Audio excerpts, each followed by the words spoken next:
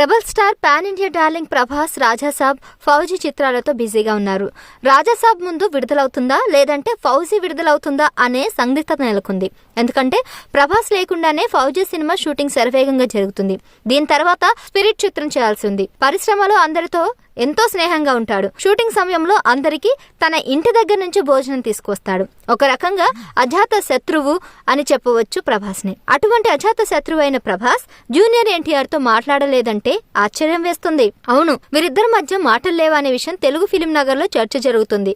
అయితే ఇప్పుడు కాదులేండి ఈ చర్చ. కొన్నాళ్ల క్రితం జరిగిన ఈ విషయం ప్రస్తుతం సోషల్ మీడియాలో వైరల్ అవుతుంది. ప్రభాస్ తారక్ కనీసం 6 నెలల పాటు మాట్లాడుకోలేదని సమాచారం. పాన్ ఇండియా సినిమాలు చేస్తూ పాన్ ఇండియా హీరోలుగా ఉన్న ఈ ఇద్దరికి ఓ దర్శకుడు వల్ల విభేదాలు తలెత్తాయి. చిలికి చిలికి గాలివానలా మారినట్లు చివరకు వీరిద్దరు దూరంగా ఉండిపోవాల్సి వచ్చింది. ఆ దర్శకుడు మాత్రం ఇద్దరితో బాగానే ఉంటాడు. ఇలా 6 నెలలు గడిచిన తర్వాత అనుకోకుండా ప్రభాస్ ఎన్టీఆర్ ఓ ఈవెంట్ కు హాజరయ్యారు. ఈ క్రమంలో ఒకరినొకరు ఎదురుపడడంతో ఇద్దరు ఆప్యాయంగా మాట్లాడుకుని అక్కడే కలిసి కూర్చుని ఎందుకు విభేదాలు తలెత్తాయి, అందుకు కారణమేంటి, ఆ దర్శకుడు ఏం చెప్పారు, దానివల్ల మన మధ్య కమ్యూనికేషన్ గ్యాప్ ఎందుకు రావాల్సి వచ్చింది, ఎవరు తప్పుగా అర్థం చేసుకున్నారు అనే విషయాలను కూలంకషంగా చర్చించుకున్నారు.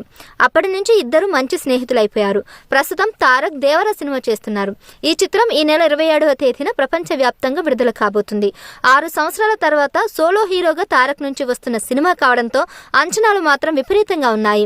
కొరటాల మ్యూజిక్ కనుక పునరావృతం అయితే సినిమా రికార్డులు సృష్టించడమేనని తారక్ అభిమానులు చెప్తున్నారు. ప్రస్తుతం సినిమాకు 100 కోట్ల పారితోషకాన్ని ఎన్టీఆర్ తీసుకున్నాడు.